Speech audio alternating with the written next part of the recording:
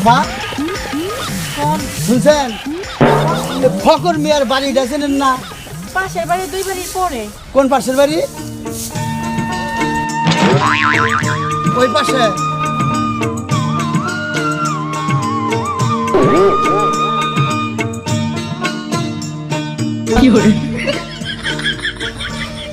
আরে তুমি সোনালি না? হ্যাঁ আমি তো সোনালি। তাহলে তুমি কেমন আছো?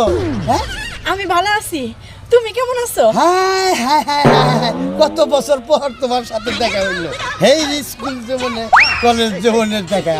হ্যাঁ তাহলে তুমি কেমন আছো, কেমন ভাবে সংসার করতেছো? সংসার তো করতেছি ভালাই কোনো রকম। তাই নাকি? তুমি কেমন আছো? তোমার আমি আল্লাহর রহমতে খুব ভালো আছি। তোমার সে কথা মনে পড়ে না?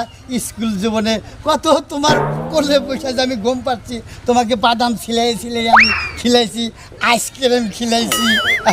আচ্ছা তোমার কি মনে পড়ে না তোমার বুকের উপর মাথা রেখা কত এই না বলেছি আমরা। তুই পুরানো কথা মনে করে দিলে, আমার তো এখন ফুর্তি ঠেকতেছে পুরানো কথা মনে করে। হ্যাঁ তুমি থাকো কেমন করে?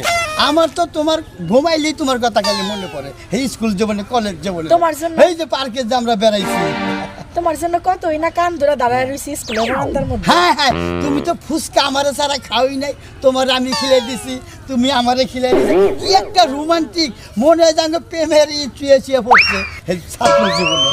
আবারও সেই পুরানো স্মৃতিগুলো তুমি মনে কইরা দিলা। হ্যাঁ তা ফকর মিয়ার বাড়িতে তুমি কি লেগে যাইবা?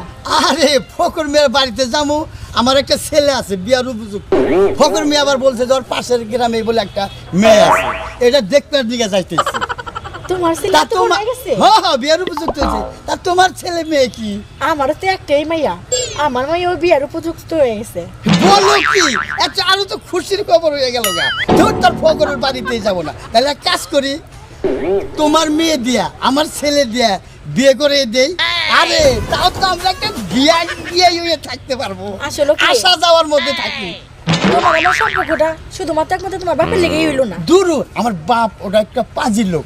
হ্যাঁ আল্লাহ পইরা আমি তো কি বিয়াটা কইরা নইছি, দেখলি কি কোবা মানে বালা না আছে মনে করেন যখন যেটা বাপে আইনা দিছে আর কি করা যাবে।